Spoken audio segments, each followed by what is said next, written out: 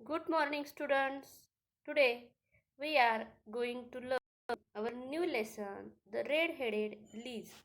आज आपण the red headed League हा चॅप्टर पाहणार आहोत. द रेड हेड म्हणजेच काय? The red headed means a person who have red hairs. अशी व्यक्ती ज्यांना लाल केस रेड हेडेड म्हणायचं. And League means an associate of informal group of people. विशिष्ट कामासाठी जमा झालेली लोकांची संघटना म्हणजेच द रेड हेडेड लीज. या स्टोरीचा पहिला पार्ट आपण पाहणार आहेत. Part 1, mister Wilson story. The first part of that Mr. Wilson is telling his incident to the red-headed Liz. When I called upon my friend Mr. Sherlock Holmes, he was conversing with a visitor who was an elderly man with fiery red hair. Holmes introduced me to the visitor, Mr. Jabez Wilson. He was a pawnbroker. Holmes asked him to repeat his story for me. He began to showing us an advertisement in a newspaper. It read as follows: To the red-headed Leeds, there is a vacancy for member of the Leeds, and the salary is £4 a week for nominal services. Red-headed men may apply in the person of Deacon Ross at the office of the Leeds 7th Fleet Street. इथपर्यंत आपण पाहणार आहे. तर अर्थ मी सांगते तुम्हाला. When I called upon my friend म्हणजे जेव्हा मी माझ्या मित्राकडे त्यांनी बोलवल्यानंतर गेलो होतो. Mister Sherlock Holmes he was conversing with a visitor. आणि मिस्टर शेरलॉक होम्स नावाचे जे व्यक्ती आहे ते एका विजिटरशीच म्हणजे ज्यांना जो भेटायला आलेला होता त्याच्याशी ते कन्व्हर्सिंग करत होते. कन्व्हर्सिंग करणे मीन्स टॉकिंग म्हणजेच ते त्यांच्याशी बोलत होते. Who was an elderly man with fiery red hair. तो माणूस कसा होता, तो विजिटर कसा होता? Who was an elderly person. It means he had passed his youngest. म्हणजेच त्याने त्याचं जे तरुणपण आहे ते संपवलेलं होतं. कदाचित थोड्याशा 50 वर्षाच्या वयापर्यंतचा हा व्यक्ती होता. विथ फेरी रेड हेअर म्हणजेच त्याची केस कशी होती? लाल होती.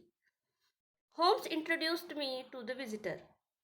होम्सने माझी त्या माणसाशी ओळख करून दिली. Mister Jabez Wilson. आणि ते कोण होते? त्यांचं नाव होतं त्या व्यक्तीचं ओळख करून दिलेल्या. त्यांचं नाव होतं mister Jabez Wilson. He was a pawnbroker. तो कोण होता? तर तो पॉन ब्रोकर. पॉन ब्रोकर म्हणजे काय? अ person who lends money at interest when valuable things are kept with him till the loan is repeated. Pawn broker म्हणजेच असा एक व्यक्ती जो पैसे उधार देतो आणि त्या बदल्यात त्यांच्याकडून व्याज आणि पैसे असं घेतो. जर ते व्यक्ती काय करतो आणि त्याच्याकडून जास्तीचे काही वस्तू ठेवून घेतो जोपर्यंत तो पैसे. पॉन ब्रोकर म्हणजेच सावकार असं आपण धरूयात. सावकार सगळ्यांना माहिती आहे. सावकार काय करतो तर लोकांकडून काही मौल्यवान वस्तू ठेवून घेतो आणि त्या बदल्यात लोकांना पैसे देतो. अशाच प्रकारे हा जाबेज विल्सन सुद्धा एक पॉन ब्रोकर होता. Holmes asked him to repeat he story for me. आणि होम्सने त्याला सांगितलं की त्याच्यासोबत जी काही घटना झालेली आहे ती पुन्हा एकदा मला सांगा. Holmes asked he began to showing an advertising in the newspaper. मग मिस्टर जाबेज विल्सननी त्यांच्याकडे जी ॲडव्हर्टाइजमेंट होती ती दाखवली. द रेड हेडेड ऑज फॅलोज. आणि ती न्यूज काय होती? The red headed league. लाल केसवाल्या लोकांची संघटना. There is a vacancy of member in the league. या संघटनेमध्ये एक पद रिकाम आहे. अँड ह्या पदासाठी there £4 salary for simple work. म्हणजेच नॉमिनल वर्क आहे. थोडंसं फार काही काम करायचं आहे आणि ह्या थोड्याशाच कामासाठी £4 असा पगार मिळणार आहे. तो पण कधी? फॉर अ वीक म्हणजे एका आठवड्याला £4 असे पैसे मिळणार आहे. Red headed men may apply in the person on Monday. जी लोकांची केस लाल आहेत अशा लोकांनी मंडेच्या म्हणजेच सोमवारी तिथे अप्लाय करायचं आहे आणि खाली कोणत्या ठिकाणी ॲप्लिकेशन द्यायचं याचा पत्ता त्यांनी दिलेला आहे. Duncan Ross road, the office of league, 7th Fleet Street. 7th Fleet Street या रस्त्यावरती हे ऑफिस आहे आणि या कार्यालयामध्ये त्यांनी आपलं ॲप्लिकेशन द्यायचं आहे. The advertisement has appeared in the newspaper 2 months ago. ही जी ॲडव्हर्टाइजमेंट दाखवलेली होती ती जवळपास 2 महिने आधी वर्तमानपत्रामध्ये आलेली होती. Mister Wilson's assistant Vincent Spaulding has shown it to him.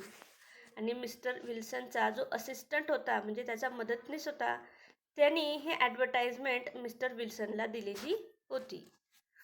Mister Wilson liked his assistant Spaulding. He was smart, efficient and worked for only half and normal wages. आणि मिस्टर विल्सनना त्याचा हा साथीदार खूप आवडायचा. का? कारण तो खूप हुशार होता, त्याचबरोबर कामामध्ये अगदी तत्पर होता आणि त्याचप्रमाणे तो अगदी कमी पैशामध्ये मिस्टर विल्सन यांच्याकडे काम करायचा. म्हणून हा त्यांचा जो मदतनीस होता यांना खूप आवडायचा. But the assistant also had his faults. परंतु ह्या असिस्टंटचे काही गोष्टी सुद्धा होत्या, काही किंवा न आवडणाऱ्या गोष्टी सुद्धा होत्या. Every now and went down into the cellar to develop photographs. आणि प्रत्येक वेळी तो काय करायचा तर त्या सेलर म्हणजे तळघरामध्ये जायचा आणि त्याच्याकडे जे काही फोटो होते ते फोटो धुण्याचं काम तो करत असायचा. Photography was his hobby. आणि ह्या मदतनीसाची हॉबी होती, छंद होता की तो फोटो काढायचा आणि त्याचे धुवून त्याच्या प्रिंट काढायच्या. तिचा खूप आवडता छंद असा होता म्हणून तो काम सोडून सतत सेलरमध्ये जायचा, तळघरामध्ये जायचा आणि फोटो धुण्याचं काम तो करत असायचा. त्या मदतनीसाचं नाव काय होतं? Vincent Spalding.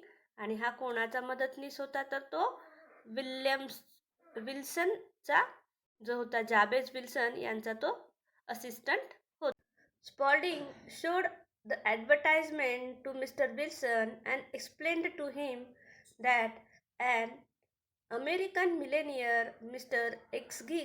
Hopkins, had founded the famous Red-Headed League to help the red-headed like himself. Spaulding urged Mr. Wilson to apply for the job, so the two of them went to the address given in. आणि स्पॉल्डिंगने ती advertisement mister Wilson यांना दाखवली आणि की त्याविषयी तो माहिती सांगत होता. काय? Explained to him an American. आणि त्यांनी सांगितलं की एक अमेरिकेमधला खूप अब्जोधीश माणूस आहे, त्याचं नाव आहे एक्सगिन हॉपकिन्स. याने ही या संघटनेची स्थापना केलेली आहे. आणि कशासाठी स्थापना केली या संघटनेची? The people who had red hair. म्हणजेच रेड हेडेड लोकांच्या मदतीसाठी त्यांनी ही एक संघटना स्थापन केलेली आहे. आणि Spaulding urged the mister Wilson to apply for this job. आणि स्पॉल्डिंगने आपल्या मालकाला विनंती केली की तुम्ही काहीही करा आणि ह्या नोकरीसाठी तुम्ही तुमचं ॲप्लिकेशन द्या.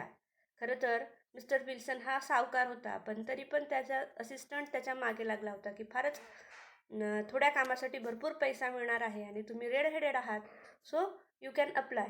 आणि म्हणून तो त्यांच्या मागेच लागला.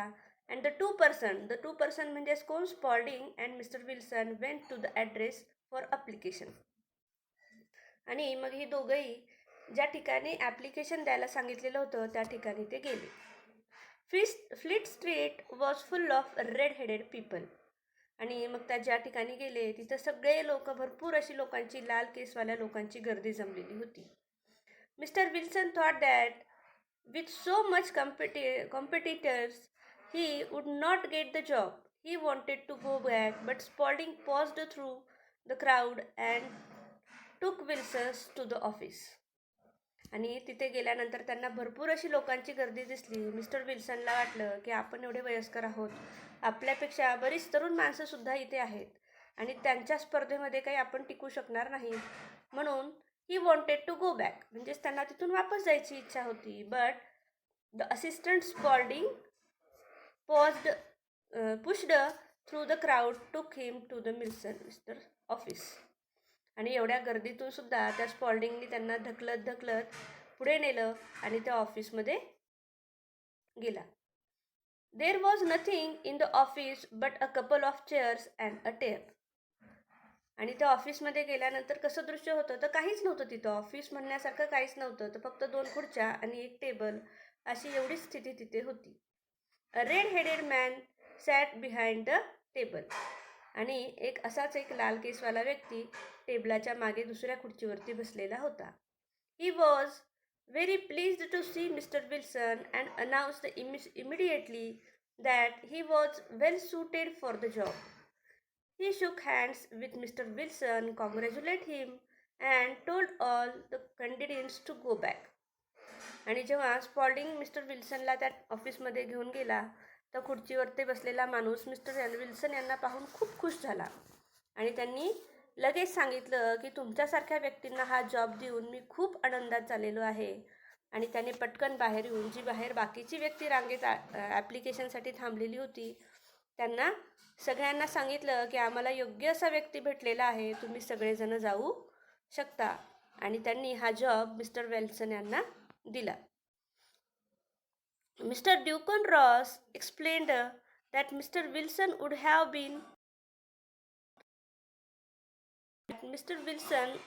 to be in the office from 10 to 2.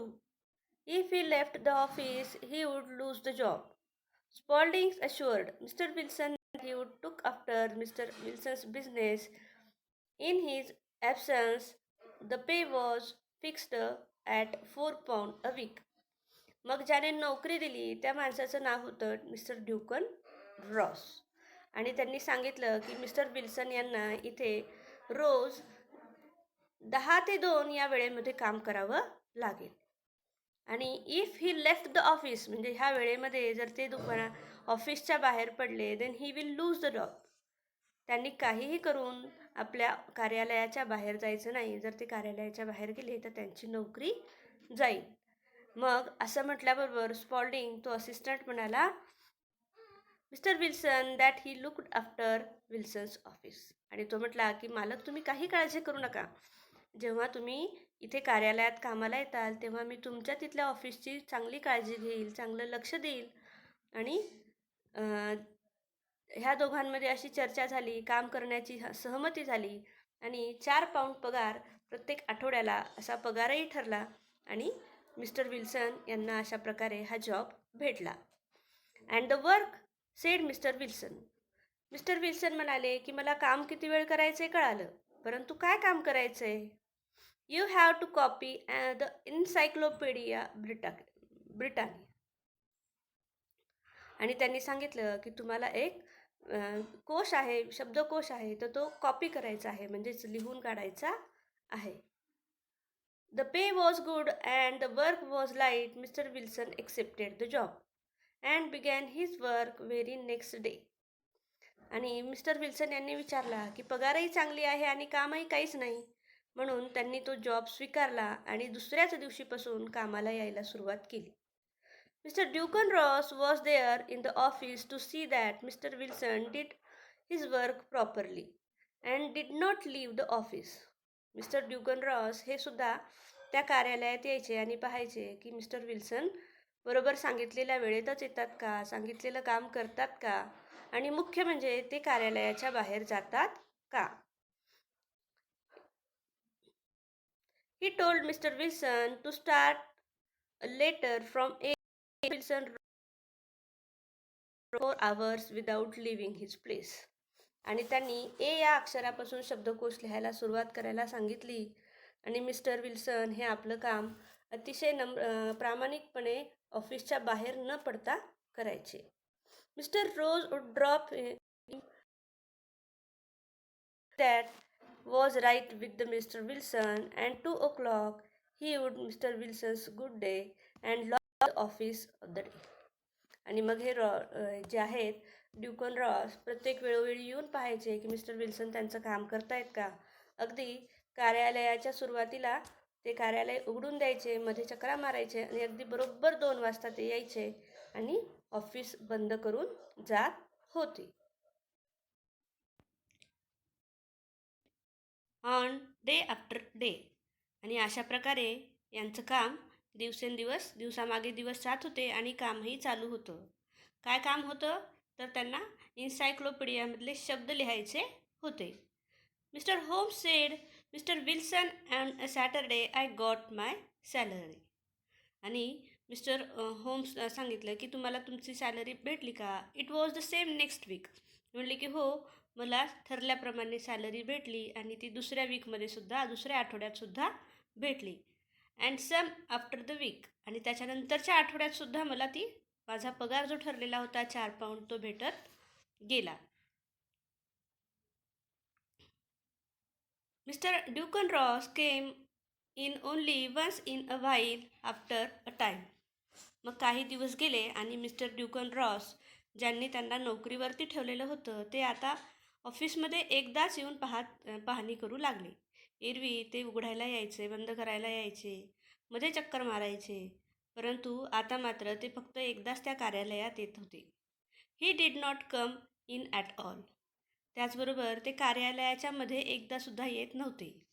Mister Wilson continued, 8 weeks had passed like this. Mister Wilson यांनी सांगितलं की माझं हे काम सुरू करायला आज जवळपास 8 आठवडे झालेले होते. And I had written about abbots archery etcetera, hoped that might get on B soon. आणि जवळपास मी एचे बरेच शब्द लिहिलेले होते आणि असं मला वाटत होतं की आता बी या शब्दापासूनची बी या अक्षरापासूनची शब्द लिहायला सुरुवात करावी. And then suddenly the whole business come to and end. परंतु अचानकपणे तो जो बंद पडला.